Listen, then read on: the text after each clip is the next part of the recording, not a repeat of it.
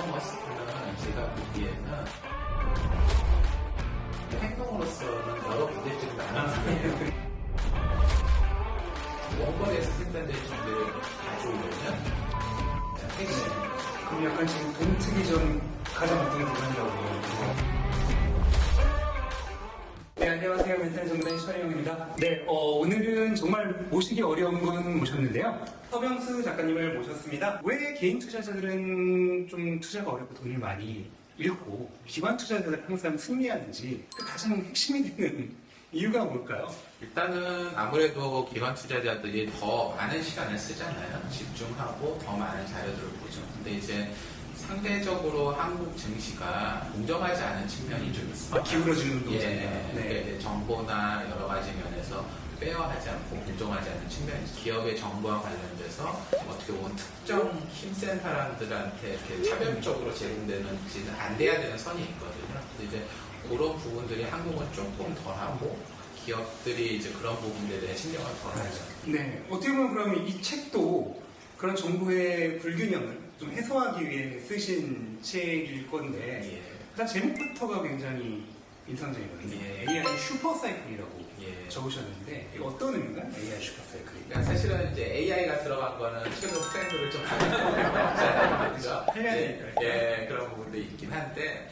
사실은 저는 지금 제가 책을 보신 분들은 아시겠지만 AI라기보다는 디지털 트랜스포메이션이라는 말을 더 좋아해요. 디지털 트랜스포메이션 용어는 되게 오래된 용어입니다. 1980년대, 90년대 뭐 G나 이런 데들도 썼던 용어니까. 지금 AI가 실제로 그러면 기업들의 뭐 현금 흐름이나 수익적인 측면에서 실적이 나오고 있는 부분이 있는 건가요? 굉장히 큽니다. 그러니까 이제 저는 그거를 확신을 하고 있고 이게 이제 제가 보는 예전에 닷컴 버블이라고 불렸던 시기 있잖아요. 그때하고 지금하고의 가장 큰 차이라고 보거든요.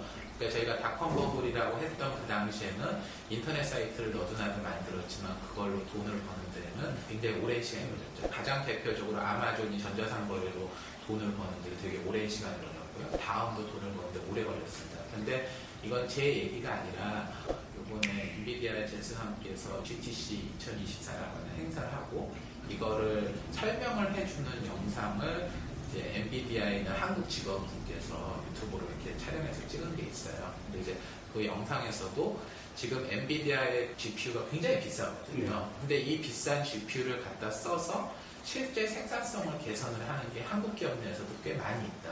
예를 들어서 뭐 야놀자 같은 데라든가 많은 소프트웨어 기업들 같은 경우 뭐 배달의 민족이나 이런 데서도 AI를 도용해서 실제로 생산성 개선이 되게 좋아지는 게 눈에 보이고 있다고 말을 하고 있고요. 그렇다면 이게 어느 정도 생산성이 향상에 영향을 주고 실질적으로 현금 흐름을 발생시킨다는 개념은 알겠는데 결국 투자자들이 주가를 평가할 때 가장 핵심은 그래서 지금 벌고 있는 돈 대비 지금의 가격이 합당하냐가 되잖아요.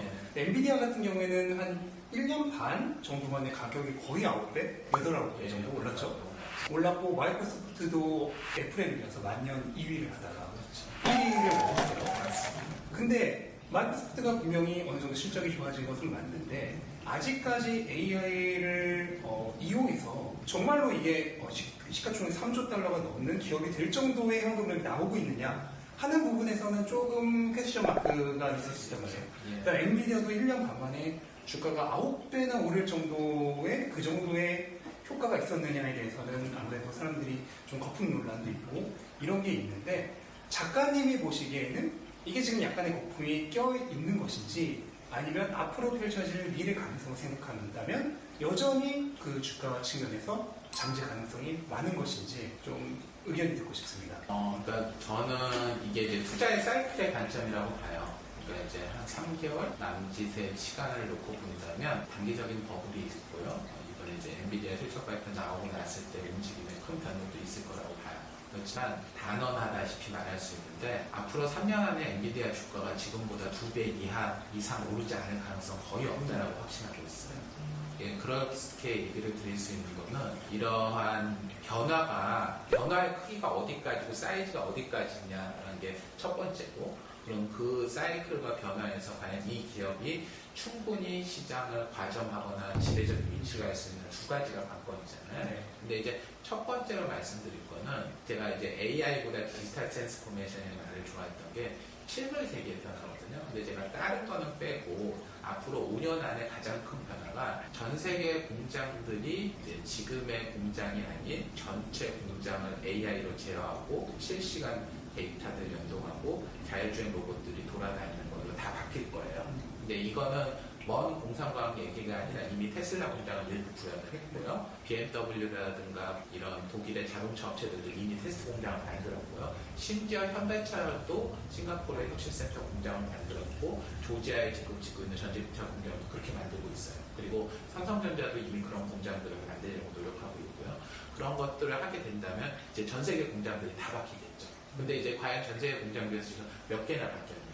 그리고 그 공장들이 바뀐다면 공장 내에서 데이터 사용량이 이게 어디까지 갈 것인가 이렇게 생각하면 변화의 갈 길은 아주 멀고 그리고 예를 들어서 최근에 이제 테슬라가 8월 8일 날 자율주행 자동차를 낸다고 하는데 만약에 로보택시나 자율주행이 나온다고 하면 전 세계 자동차 적어도 10% 이상은 그게 될 거 아니에요? 그럼 전 세계 자동차가 연간 1000만 대 정도 팔리는데 그럼 연간 100만 대 정도의 차량이 자율주행이 탑재되고 걔네들이 매일매일 보내는 데이터량이라는 건 상상을 초월하겠죠. 지금은 테슬라 차 일부에만 하지만 그러면 그것들을 제어하고 컨트롤할 수 있는 데이터 양이라는 건 지금 데이터 센터가 가지고 있는 양하고는 비교도 안 될 정도로 클 겁니다. 그러니까 이런 것들이 생각을 하면 시장의 크기는 굉장히 크고 이제 그런 것들의 갈 길은 아직 초입부라는 거고요. 두 번째는 그러면 거기서 왜 엔비디아만 가야 되느냐라는 걸 얘기를 드릴 때 제가 이제 되게 이 책에서 가장 강조하고 가장 어렵다고 말씀드리는 부분 중에 하나가 반도체나 실물도 소프트웨어 방식으로 움직여요. 이거를 이제 저희가 일반 독자분들 이해하기 쉽게 말씀드리면 제가 카카오톡을 말씀드리고 토스를 얘기 드리고 카카오뱅크를 말씀드려요. 카카오뱅크와 토스가 처음에 나왔을 때 야 은행도 모바일 앱을 다 출시를 하는데 그걸 왜 내가 굳이 써야 돼? 내 계좌 있는 거 다 쓰면 되지? 라고 얘기를 했어요. 하지만 카카오뱅크와 토스가 어떻게 됐는지는 얘기 안 하셔도 다 아실 거고 지금 와서 과연 카카오뱅크나 토스 같은 것들을 뭐 삼성전자 같은 데만 할 수 있느냐? 안 되죠. 네이버나 카카오 같은 거를 삼성전자가 아니라 마이크로소프트, 아마존이 한국에 와서 한다 하더라도 이거를 장악할 수는 없는 거잖아요. 생태계라는 건 한번 구축이 되고 그 장악을 하게 되면 극복하기 어려워요. 근데 이 구체적인 것들을 제가 설명드렸지만 엔비디아와 TSMC는 그 생태계가 견고하고 이 생태계가 흔들리는 조짐이 제가 1년에 두세 번 이상 계속 체크를 하지만 아직까지는 확인되고 있지 않아요. 네. 그렇기 때문에 이들의 우위와 이 시장의 두 가지를 보면 저는 엔비디아가 그렇게 비싼 가격은 아니에요. 네. 그럼 단기적인 거품은 있을 수 있을지라도 워낙 장기적으로 이어질 거대한 사이클이기 때문에 현재 단계는 아직 멀었다. 그리고 리스크는 생태계가 유지되는가가 핵심이다라고 보면 될까요? 예, 그렇습니다. 그러면 저희 엔비디아와 어떻게 보면 약간 비슷한 개념으로 한 2, 3년 전에 최고로 인기가 있었던 주식이 또 있잖아요.